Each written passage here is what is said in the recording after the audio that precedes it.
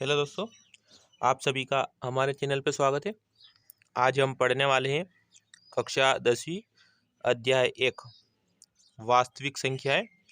प्रश्नावली 1.1 प्रश्न क्रमांक 1 सिद्ध कीजिए कि √5 एक अपरिमेय संख्या है ना। तो देखिएगा, हमने को आपको क्या दिया है, अपरिमेय संख्या है। तो माना √5 एक परिमेय संख्या है, आपको इसकी विपरीत मानना है ना। तो जो परिमेय संख्या होती है वो किसके रूप में होती है, बटे यानी ए बटा बी के रूप में होती है ना। तो √5 बराबर ए बटा बी क्यों होगा, क्योंकि आपने परिमेय संख्या माना है। ठीक है, जहां ए और बी सअभाज्य संख्या है। अब देखिए, सअभाज्य संख्या क्या होती है, ऐसी संख्या जिसका एक के अतिरिक्त कोई उभयनिष्ठ गुणनखंड नहीं होता है, यानी इसका उभयनिष्ठ गुणनखंड क्या होता है, एक। ठीक है, तो हम यहाँ से देखिए √5 बराबर ए बटा बी है ना। यहाँ लिखना अपने को कि दोनों पक्षों में वर्ग करने पर, दोनों पक्षों में आपको वर्ग करना है। ठीक है, तो क्या है, √5 बराबर ए बटा बी, दोनों पक्षों में वर्ग करना है, यानी इधर का भी वर्ग और इधर का भी वर्ग। अब देखिए, जब आप वर्ग करोगे तो वर्ग से क्या हट जाएगा, रूट हट जाएगा, तो क्या बचेगा, केवल 5 बचेगा। बराबर इधर वर्ग लगाओगे तो ए वर्ग बटा बी वर्ग होगा। ठीक है, अब देखिए ये 5 है, बी को इधर पहुंचा दीजिए तो बी वर्ग इधर आ जाएगा, तो इधर क्या बचेगा, ए वर्ग, है ना।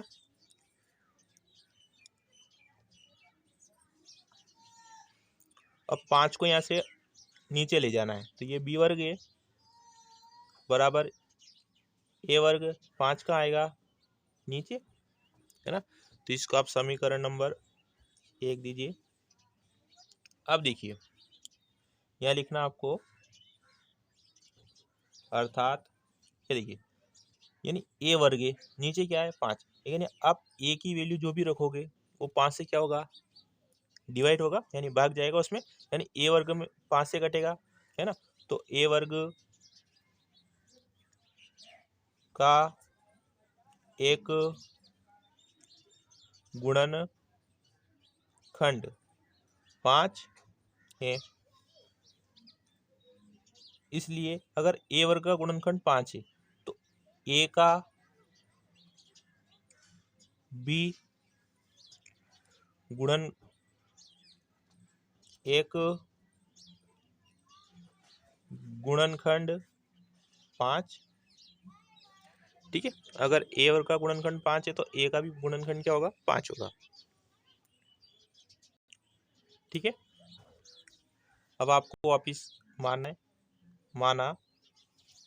अब देखो आप किसके बराबर मानोगे, है ना, यानी आपको इधर क्या दिया, ए, तो आपको ए के बराबर मानना है। ए बराबर नीचे क्या है 5, तो इस संख्या को लेना है 5। अब आप कोई दूसरी संख्या मानना है, तो यानी ए और बी आपने ले रखा है, तो अपन क्या मान सकते हैं, सी। तो ए बराबर अपन ने क्या मान लिया, 5c, जहां सी क्या है, पूर्णांकी। ठीक है, कि ए की जो वैल्यू है, इस ए का मान आपको समीकरण नंबर 1 में रखना है। तो लिखिए, ए का मान समीकरण 1 में रखने पर, यह आपकी समीकरण नंबर 1 क्या है, लिखिएगा, बी वर्ग बराबर ए वर्ग बटा 5,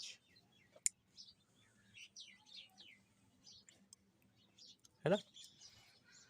तो अब देखिए, ये बी वर्ग है बराबर ए का मान क्या है, 5c, तो 5c का वर्ग बटा 5, ये बी वर्ग है बराबर, इसको वर्ग 2 बार लिख सकते हैं, 5c गुणा 5c बटा में 5, तो 5 से 5 कट गया, तो बी वर्ग बराबर क्या बचेगा, देखिए सी का गुणा सी में होगा तो सी वर्ग हो जाए, और बचा क्या 5, और बटे बटे में तो कुछ नहीं है ना।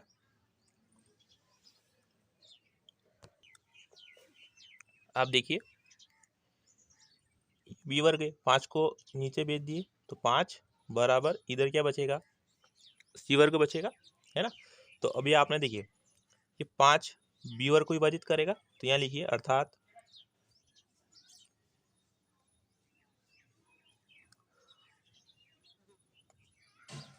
बी वर्ग का एक गुणनखंड 5 है, तो इसलिए बी का भी गुणनखंड होगा, बी का भी एक गुणनखंड 5 है, ठीक है। तो यहाँ लिखिए ए और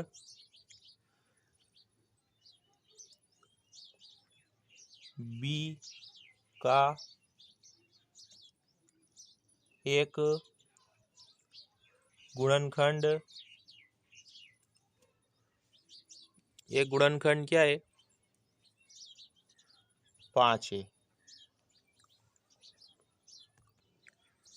5 है, जो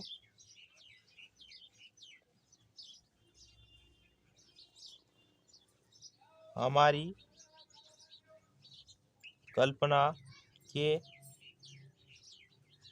विपरीत है, जो हमारी कल्पना की क्या है विपरीत है ना। तो लिखिए ए और बी में एक के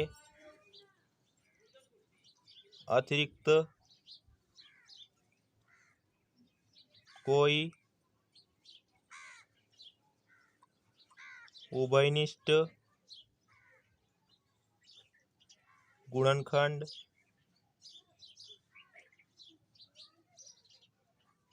नहीं है, क्योंकि आपने ए और बी को क्या माना था एक सभाज्य संख्या है ना, तो इसलिए एक के अतिरिक्त तो इसमें उभयनिष्ठ गुणनखंड नहीं होगा।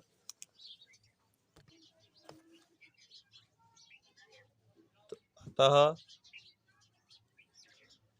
√5 एक अपरिमेय संख्या है, ठीक है। ये आपका सवाल नंबर 1 कंप्लीट हो गया। अगर आपको हमारा वीडियो अच्छा लगे तो वीडियो को लाइक शेयर और सब्सक्राइब करना ना भूलें, ताकि आगे आने वाली वीडियो सूचना आपको समय पर प्राप्त हो सके।